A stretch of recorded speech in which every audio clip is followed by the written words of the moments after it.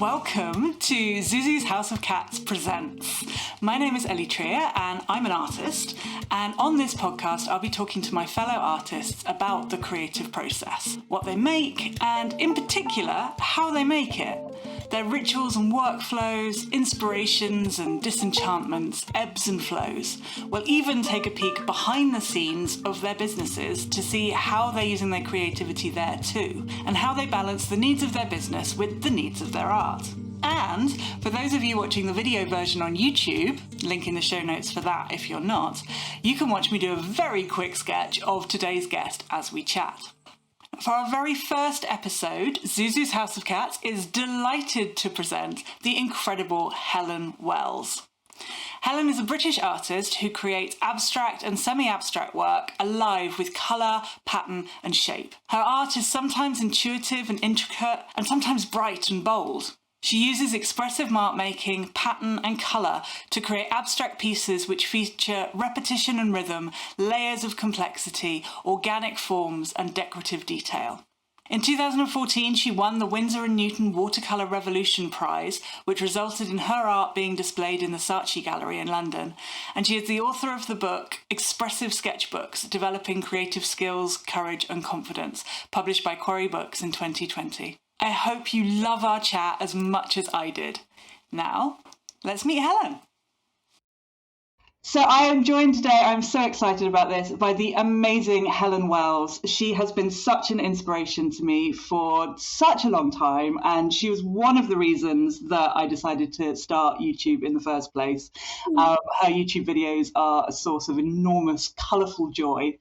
And I'm thrilled to have you here today, Helen. I am delighted to be here, and thank you for being so generous with your feedback and comments. It's lovely, thank you. I think you're an absolute legend, and I'm thrilled to bits that you're going to be my inaugural podcast guest. So. I am super chuffed.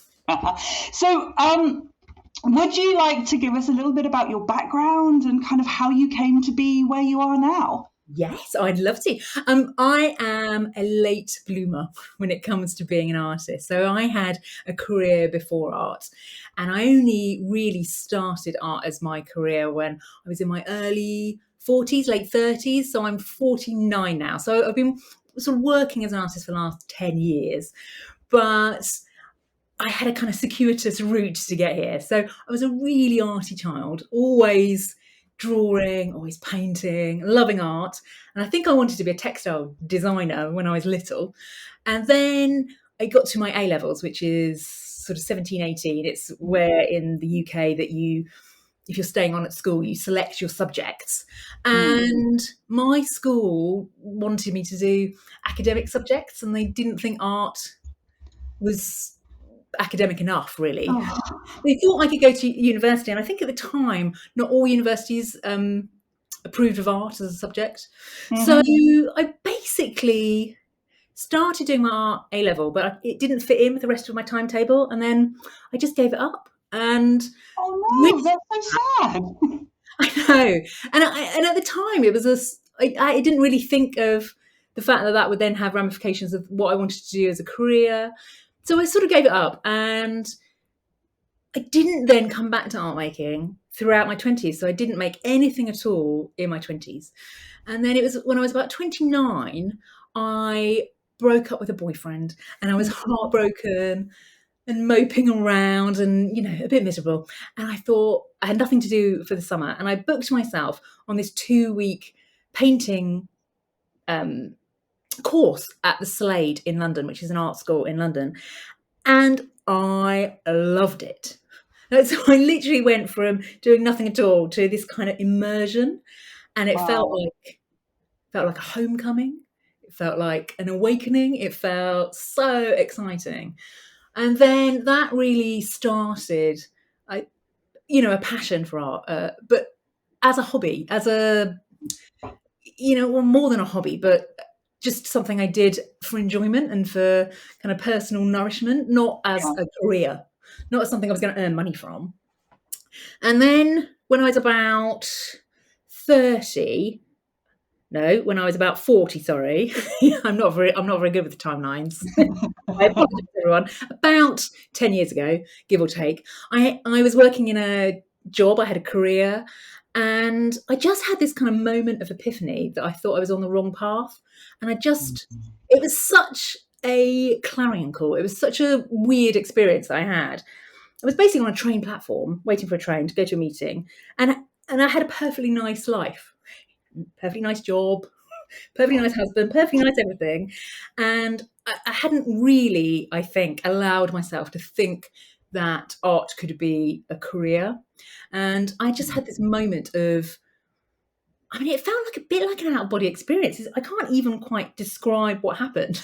It felt like every cell in my body was shouting at me, and there was no one else on the platform. It just felt like a very weird experience, but it was very much like, you're on the wrong path, you need to be an artist. It was like a knowing. It was like my soul was screaming at me. And it was such a powerful experience, even though it was a very weird experience, that it did make me think that actually maybe that was what I wanted to do. It was like my subconscious was trying to wake me up a bit and tell me what my dreams and hopes and wishes were and I hadn't been able to acknowledge that myself. So I had this moment, and because it was so powerful, I really just then sort of thought, okay, I've kind of cracked open this thought, and I couldn't put it back in the box. It felt like it was a real something that I had to act on. And so I did act on it. I gave up my job, and I had no idea. How to become an artist. I didn't know anyone who was an artist.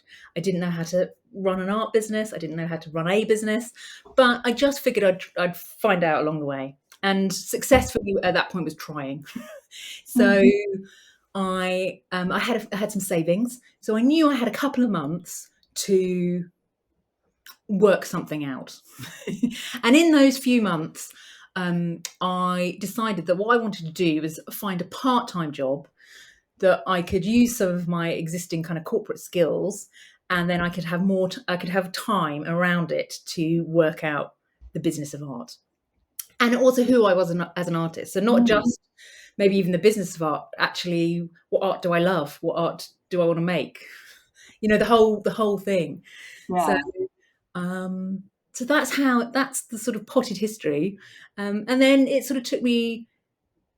I've been working as an artist, trying to work as an artist for the last 10 years. And I kept that part-time job for years, maybe 4 years, 5 years, until I felt ready, until I felt that actually I now know what I'm doing. I now know that I can support myself and pay the mortgage and all those things. And for me, that gave me that slow runway into helped, because it meant that I could try things out. I wasn't desperate to earn money from day one. It gave me a bit of space and a bit of freedom to see who I was as an artist, and see what worked for me and what I enjoyed and what connected with people, and what, all those things that you've got to find out, I think. It's such a sensible thing to do, because a lot of both the kind of the creative process and also the process of starting a business, a lot of it is just throwing spaghetti at the wall for a bit and seeing kind of what feels good and what you want to do, who you want to be as an artist, because there are so many different things you can do to make money from creativity. That's it. And I didn't even know what they were. So I had to sort of find out and do a lot of research and find out actually how can you make money as an artist. And when I first started, I really just thought I was going to be painting paintings and selling paintings. And that's what I did at the beginning. And then I sort of realized actually that's quite a hard way if all of my income is from selling original art, that feels quite challenging for me at my price point. So then I started trying out different things and seeing, what felt good. Yeah. And what does your sort of breakdown look like now, if you don't mind sharing with us? Yeah, no, in terms of where I get my money from, yeah. So I sell original paintings, and so that's probably, I don't know, 15-20% of my income, maybe a little bit less actually. I sell online art classes. So that's becoming a bigger part of my business. Mm. Online art classes, so sketchbook classes and abstract art classes and things like that. And then I license my work. So I license my Oh. work for, hotels, and I work with a couple of companies in States, and they do wall art for corporate offices and that sort of thing. And then the fourth bucket is really kind of special projects. So Mm. I'm which can be all sorts of things. So I did a big commission for a hospital in the States, which was big original paintings, 9 paintings. Or my book, I got paid a fee for writing my book. They approached me and I got a fee. So that kind of special projects. So I sort of Mm. patchwork my income together from original paintings, classes, and projects and licensing. And that works for me. That feels good for me and my personality and what I want from my business. I love that. I love that. I think so many people don't realize like how many different like slices of the income pie there are for artists. Yeah, that's right. And I think that is what makes it a really exciting career. Mm. But also, there isn't a clear path, is there? There isn't a clear No. one way to do it. And I think that's why it's taken me so long to kind of try things on, see what I enjoy, see what resonates with people. Yeah. So you mentioned your book. So is it Expressive Sketchbooks? Right, yes, well done. Which is a glorious book, and you do classes about sketchbooks. A lot of your YouTube content is about your sketchbooks.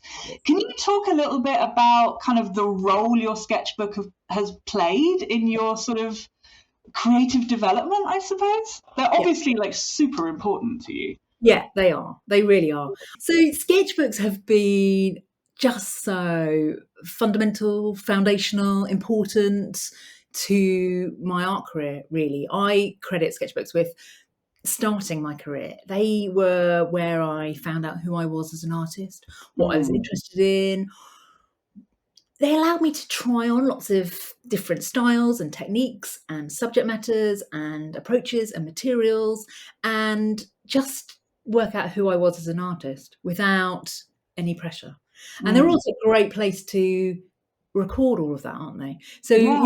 you get a sketchbook, and say if you've got a full sketchbook, you can look back on it and you can see the themes and the whispers and the clues and the signposts and the things that are saying, actually, you're clearly interested in this. Do more of it. You clearly need to do this more. I just think I just find that sketchbooks have been a really powerful creative companion, really. They've given me a lot in terms of understanding who I am as an artist. And I lean on them a lot too. So when I'm painting or creating, I'm always going back through my sketchbooks and looking for ideas. It's like a filing cabinet for me in terms of my art and finding threads to pick up. Yeah, I love that you go back and you revisit your sketchbooks so often. So do you find that kind of influences the work that you're doing sort of currently? Do you find kind of threads to pull on, like going way, way back? Yeah, I do. So whenever I'm painting, or say I'm in the middle of a painting and I'm just feeling like I'm a bit stuck, I'll get out my sketchbooks and I'll go through them and I'll find an idea or a motif or a shape or something that makes me go, I might try that in my painting. And so I lean on them at every point in my art making too. And sometimes, I mentioned that I had this commission painting for the hospital, and they wanted me to come up with some samples. And, I went way back into my sketchbooks and sort of gathered together all sorts of different ideas. And it was like a ready-made resource for me of my own art. It's like a collection of my own ideas and half ideas and partial ideas and, motifs and marks and colours and combinations. And I can just really utilize it. I find it really helpful. It's like a support system for me, a guide rope. I love that. I love that so much. Yeah. So when you're working in your sketchbook, kind of what is it that kind of drives you to pick it up? Like, do you just have like, because I know you do a lot of these lovely kind of repetitive kind of pattern making, and do you find it to be sort of like a therapeutic thing, or are you kind of picking it up deliberately to try something? Both, I think. So I mentioned to you that I have had like long COVID and some chronic fatigue issues. And so when I was poorly and when I'm still poorly, a sketchbook is like a refuge. So it's sort of like a safe haven and a place for me just to, sit quietly on the sofa or sit quietly in bed and feel that I'm still doing something creative, but not trying to plan a painting. That's not how I use a sketchbook. So it's a place to be and to reflect, I think. And so that's part of it. It's just, it's like when I'm watching television, I'll have a box of pencils and I'll be doing something in my sketchbook as, a way to use my hands whilst I'm listening to a podcast or whatever it is. So there's that sort of, it's just a way of spending time. And then there is the, I might, if I'm working on a series of paintings and I'm in my studio, then that will be a different sort of interaction with my sketchbook. So if I'm sat on the sofa, I'll be using pens and pencils, and if I'm in my studio, I might be getting paint out and tissue paper and glue, and it's a different process, I think. But I think sketchbooks can, for me, do both of those things. They can be like a safe haven and an adventure playground. I love that. Oh, that makes me so happy. That's exactly how I feel about sketchbooks as well. Like they're just, I just think it's amazing. One thing that you do, which I absolutely love, is that you go back and you'll photocopy some pages and then you'll kind of stick those back in and kind of use that to make like new pieces from and it's a very kind of tangible, visceral way of doing that. But I'm curious, like, how does that then translate from the pages of the book into kind of what you'd consider to be your like final artwork? So I don't have a clear, like, okay, so this is a sketchbook page, I'm going to copy that onto a painting. But what I find is everything I do in art making, whether it's in my sketchbook or in a painting, it kind of all feeds into each other. So it might be that I've got all these sort of, I guess when I'm doing photocopies, I'm keying into and thinking about what kind of mark or what kind of pattern or what kind of line or what kind of thing am I interested in, and it's kind of prompting me to think about that. So what bit am I photocopying? I'm picking the bit that is interesting me at that time, and just the act of picking it sort of might enliven something in me. But in terms of how it then comes out in my painting, I think it's like a muscle memory. So I've thought about, I might have created something in my sketchbook years ago. I might have photocopied it and played around and made a collage. I might then take some of the shapes and motifs from that collage and then include them in a painting. It's like everything's a stepping stone to something else. And everything I sort of play about with and mess about with and experiment with, if I'm then reflective about what I have discovered and what information it's giving me, then that can be used in some way in a painting. And it's not always a conscious thing, actually, because I've sort of developed it's a handwriting of our art often. I'm sort of doing mark making and so that just sort of seeps into what I'm then doing in my painting. I don't know. Yeah. What was that? Sorry? If I answered your question. No, absolutely. I just think it's fascinating, the relationship between artists who use sketchbooks, because there's so many different ways to use a sketchbook. Yes. Yeah. And I've found for me that my sketchbook practice and my sort of the work that I make very rarely sort of intersect. Like the Venn diagram of that is like there's a little sliver in between. And often, if I've worked something out too much in my sketchbook, I'm completely bored with the idea by the time it gets onto the canvas. And when I'm standing in front of a blank canvas, like that to me feels like possibility. Yes. And, my work is much more abstract, and it's very kind of like I'm, I don't know, in a fugue state playing with materials. And one of the things that I've been sort of trying to play with a bit this year is bringing the two sides of my practice like together a little bit more. So yeah, I'm fascinated by how other artists are kind of And I mean, Using that. sometimes I do go back through old sketchbooks, and I sort of and I look and think, what am I interested in now? What is calling to me? If I go through Mm, this sketchbook that's got 100 pages, what is the page that is singing to me now? And then why is that? Why is it calling to me? So I think often it's about the reflection and the sort of really thinking about, why is that calling to me? mm, How can I incorporate a moment of that into what I'm doing on my painting? So it's not like I'm going to take what's in my sketchbook and I'm going to wholesale put it on a canvas, but it's more, I'm going to acknowledge the mark or the color combination or the quality of the line or the layering or whatever it might be in my sketchbook that's making me mm. go, oh, I love that. I love that. That's how I tend to do it. Yeah, yeah, yeah. That's how I've been doing it as well. Like often it's just like maybe it's a composition or like a single passage of something else that's like, oh, that. Yes. It's like a hunting ground often for me. It's like I've Yes. got this like a treasure chest of my own art that I can dig through and think, what's going to be helpful for me now? I think there's a particular part of the creative process which I find just intensely exciting.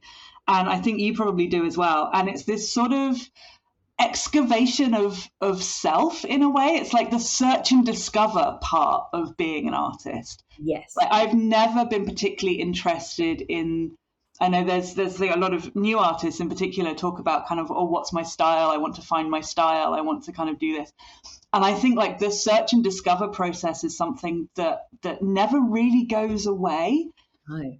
And it's just like you add things and you subtract things, and your style, whatever that really means, kind of evolves over time. And I love what you said about it being your handwriting, because we all have our handwriting. We all have our way of making work, which is just natural. It's Yes. just what comes out.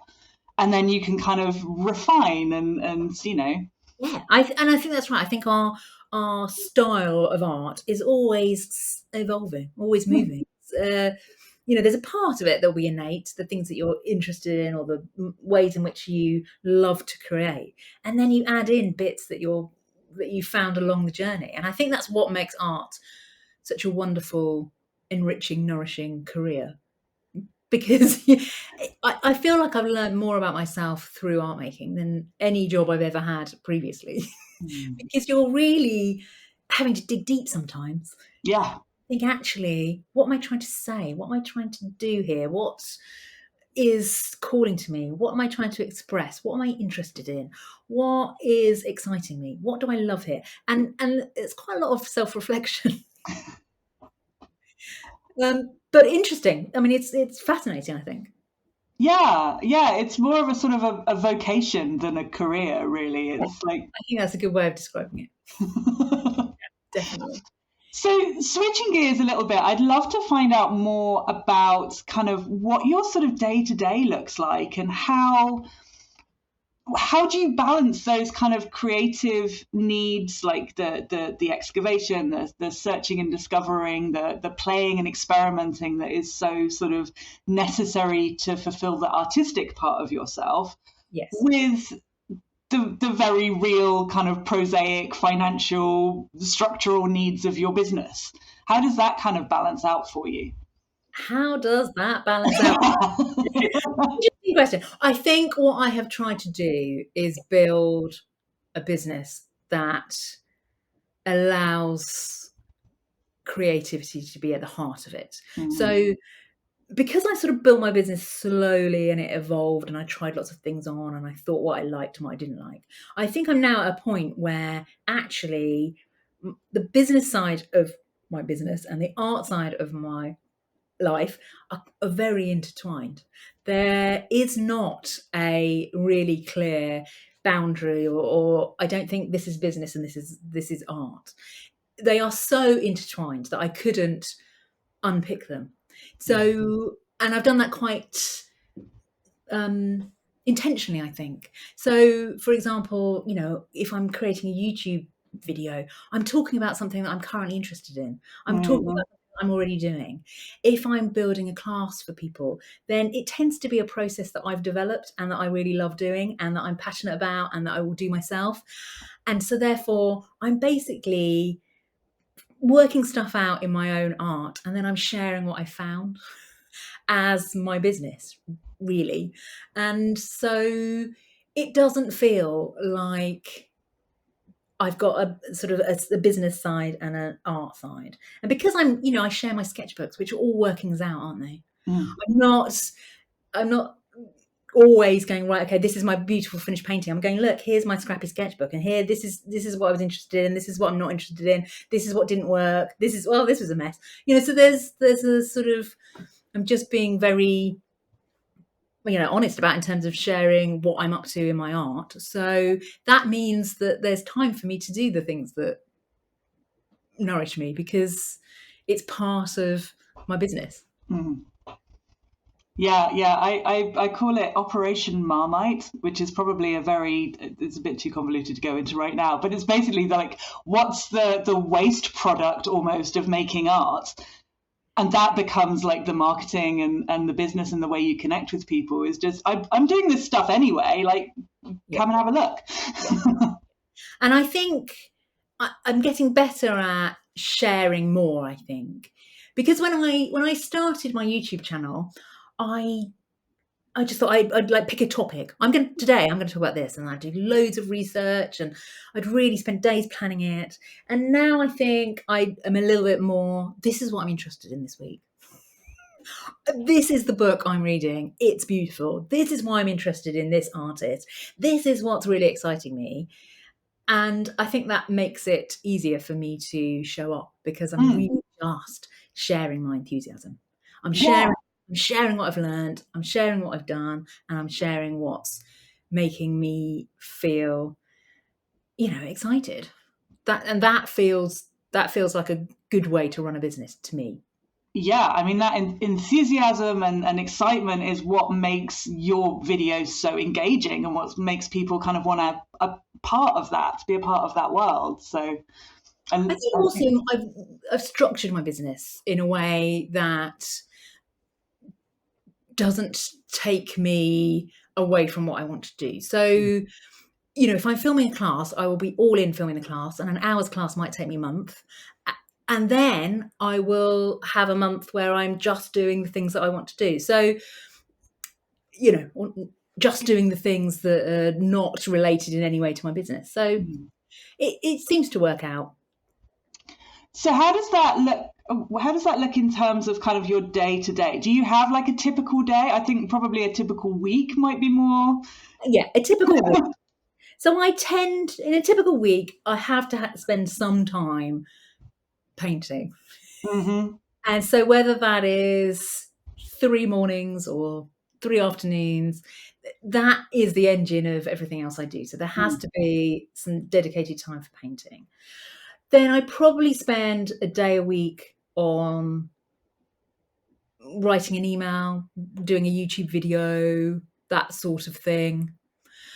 And I tend to do my accounts, my finances in the evening when I'm watching television. I get back to people in the evening whilst I'm watching television. So I don't have a clear, my day starts here and my day ends. It sort of slightly seeps into everything. But that's just how I've learnt to run it. So I don't have a set week. I mean, it depends what I'm doing, but I tend to have at least a day doing an email and a YouTube video or some sort of video, and I tend to have at least 3 afternoons or mornings painting. And other than that, it's all up for grabs.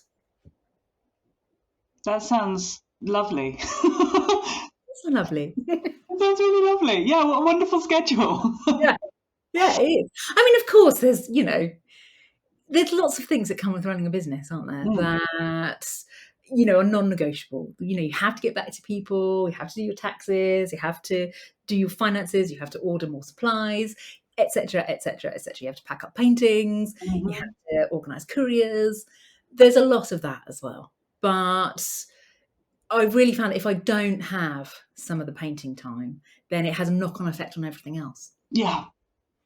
Yeah, it's weird. It's a really weird career, because the thing that you're doing, the product that you're creating, is sort of like, I don't know, medicine for your soul. So I don't know. It makes for a very strange kind of. I love it personally. I think it's absolutely fabulous. I couldn't imagine doing anything else. But But it yeah, is, it does make for a really interesting kind of work yeah, week. yeah, it is. And for ages, I don't think I really thought I was running a business. I mean, it really took me years and years to actually, for that penny to drop.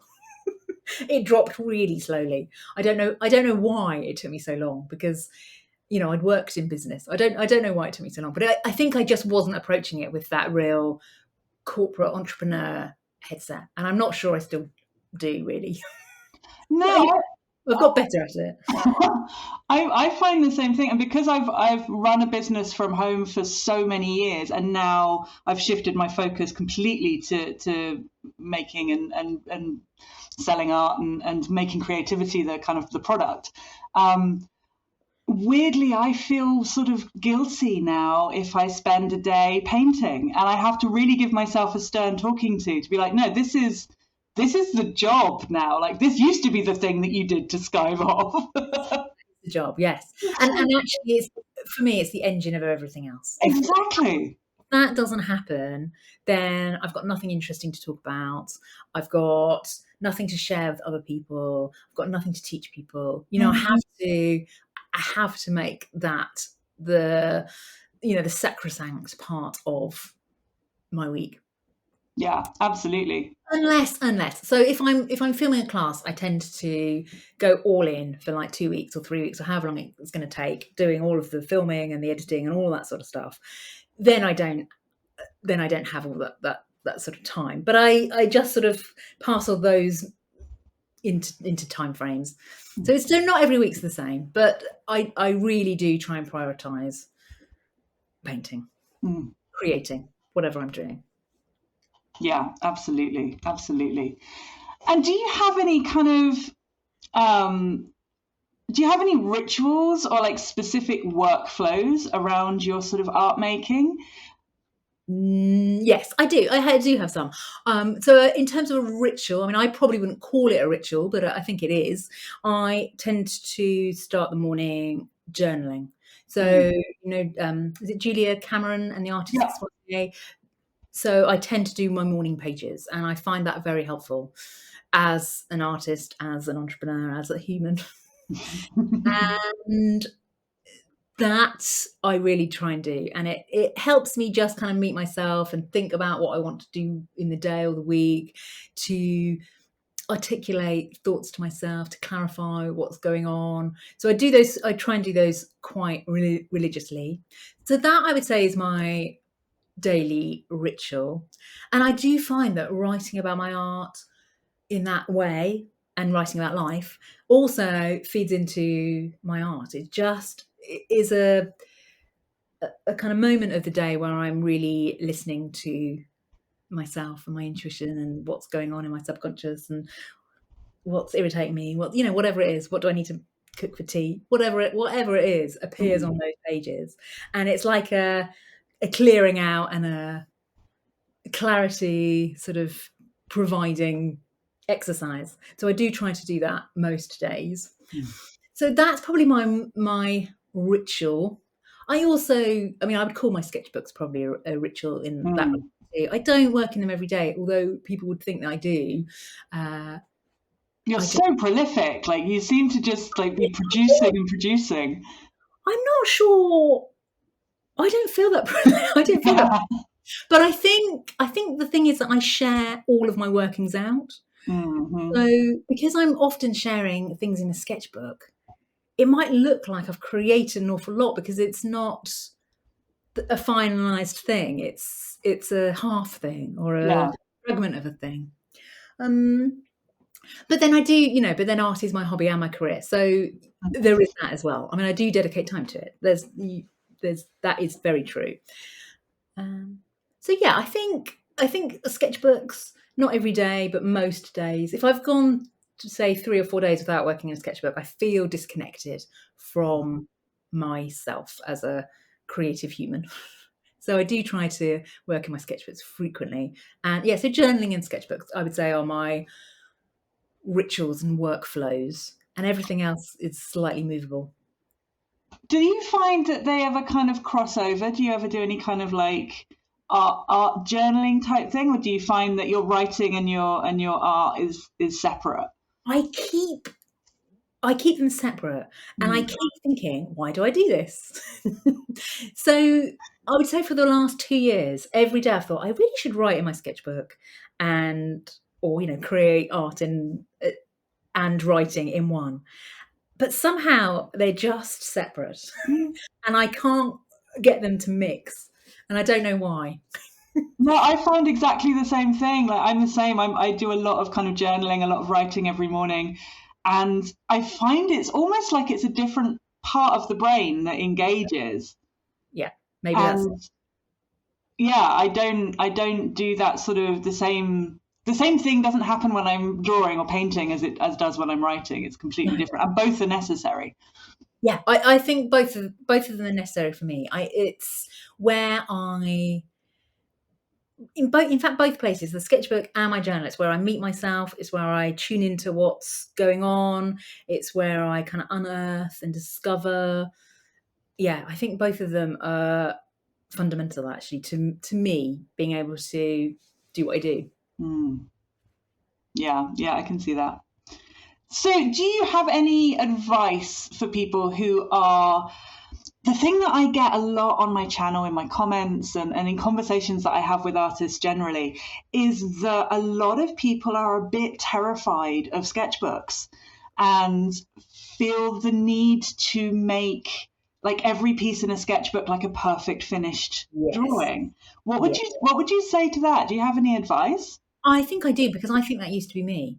So Mm. when I came back to art making in my early 30s, I knew that I should be using a sketchbook. It felt like something I should do. Ooh. Whilst I wanted to progress and I wanted to develop and I wanted to practice and I wanted to push my skills. And so therefore I knew a sketchbook was going to be a really good place to do that. But I was petrified of the sketchbook. I found it so confronting. And I think the reason I found it confronting is because I thought I had to create really great art in a sketchbook. I thought that the sketchbook was a reflection of me as an artist. So therefore, it had to look good. And if it didn't look good, then I wasn't a good artist. That, I think, was the mindset I brought to it. And it was only when I really flipped that mindset, I knew that I had to learn and develop. And if I wasn't going to get to grips with a sketchbook, then where was I going to learn and develop? So I sort of gave myself a bit of a talking to. And rather than judge my art in a sketchbook, I just said I was going to turn up at the page, create. And if I didn't like what I created, I was not going to concentrate on all the terrible things and all the bad things and things I don't like. I was going to turn the page and start again tomorrow. And that really helped me to, it was basically just changing my mindset.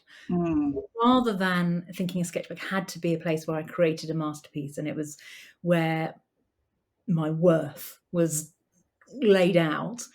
No, a sketchbook is somewhere where I play and experiment. And therefore, I can make a mess. It can look terrible. I don't have to show anyone. It can be a private corner for me to work things out and develop my skills. So I do understand. I do understand the scariness of a sketchbook. And I think also, it's like, what do you do in a sketchbook? And I quite often just do the same thing over and over again. Mm. Pick a subject and repeat it. Variations on a theme is the technical sort of term for that. But I just think that we have to give ourselves permission to make stuff that doesn't look that great. And our art that feels genuinely ours is on the other side of all sorts of horrible, not very nice art. We've just got to, it's part of the process. It's part of the being a creative person, that you only really get to make the beautiful stuff if you've made quite a lot of the not so beautiful stuff along the way. Yeah, Absolutely, absolutely. You couldn't have said it better myself. I love that. I think it's such a shame that we have this sort of outcome focused idea of art, and that every single thing an artist produces is a masterpiece. And Yes. that's not true for any artist I've ever had a conversation with. Like, Any other walk of life. Anything, exactly. yeah. Anything else. There is, you practice your scales. You practice, you practice, you practice. Yeah. And then you get better. Mm, I genuinely think that I don't think art and art making is about innate talent. I think it's about practicing, mm, turning up and tuning into what you like, what mm. you love, not creating art for someone else. Creating art for yourself in the first instance is what I think helps us to kind of tune into who we are. Yeah. Yeah. Yeah, you're right. There's that really great quote. It's the Ira Glass quote that Mm, when the expectation and the reality, there's a big gap. And because we are arty folk, we probably know what we like. And we probably have really great taste and we want to create something beautiful or stunning and actually it's really hard to do that straight off the bat. yeah. So we have to lower our expectations and increase our practice, I think. Yeah. Absolutely. And one more question. We've talked about the advice for artists doing a sketchbook, but what would be your advice for artists who kind of want to do this as a career, who want to actually kind of step up to the plate and be like, okay, I want to be a professional artist? Well, what do I think the advice is? I think setting out or being clear about what kind of artist you want to be, what kind of business you want to have. There are so many different ways to run an art business, aren't there? And Mm-hmm. I think just actually thinking, where are my skills? Where do my skills and my art overlap? And how can I connect with an audience? So I think setting out what would be your ideal, what would be your dream business? What would be the thing that you would just be excited about? And I think knowing that can be helpful. And then I think my advice is just to throw lots of spaghetti at the wall. You've got to try lots of things, haven't you? You You've really got, do. maybe enter for competitions that's what I did when I first started. I entered for all sorts of competitions. I entered for open shows. I tried making prints. I tried selling in different places and just tried on all of these things to see what worked. And it's only through the doing that you then realize, well, that didn't quite work, but this works, or I enjoy this. And you can course correct then, can't you? You can kind of. So I think it's good to think what would be your dream business as a sort of wishful thinking. In an ideal world, what would it be? And then you've got to try and make reality fit that dream. And it might not. But I think both of the things are quite helpful. How do you want your life to be as an artist? What would be success? I think defining success on your own terms. Is Mm. success about what you're creating? Is it about the money you're earning? Is it about public acclaim? We all have a different view of what a successful artist is, don't we? And I think defining it for yourself is a good starting point. And then trying all sorts of things. So defining your success criteria, defining what would be your dream week activity, how you want your business to feel, and trying a whole bunch of stuff and seeing what works, what connects, what sells, what doesn't sell, what you enjoy. That's such good advice. That's such good advice. Thank you so, so much for coming and talking with me today. I've had such a wonderful time with you. Where can people find you if they're interested in getting to know you better? Where can they find you? You can find me on my website, which is www.helenwellsartist.com, or I'm on YouTube, or I'm on Instagram. And all of Helen's links will be in the show notes, so you can go down there and click on all those links and go and follow her everywhere because she's amazing. Oh, you're so sweet. Thank you. Thank you. It's been lovely having a chat, isn't it, about art? We could talk all day, couldn't we, I think? Oh, there's nothing better than a good old chat about art. All right, thank you so much, Helen. Bye, everybody. Bye. A huge thank you to Helen for being on the show. Isn't she wonderful? I loved our chat. It was such a delicious, nourishing delight. Don't forget to go and check out her work. You can find all of her information and where to find her in the show notes. And thank you so much for tuning in to Zuzu's House of Cats Presents. We'll be back in 1 month presenting a new guest, the amazing artist Carrie Brummer. I'm really excited to share this one with you. Make sure you don't miss a thing by subscribing to my YouTube channel, Zuzu's House of Cats, and signing up for my studio bulletin at eleanortrier.com/keepintouch. You can find all of those links in the show notes as well. But until next time, bye bye!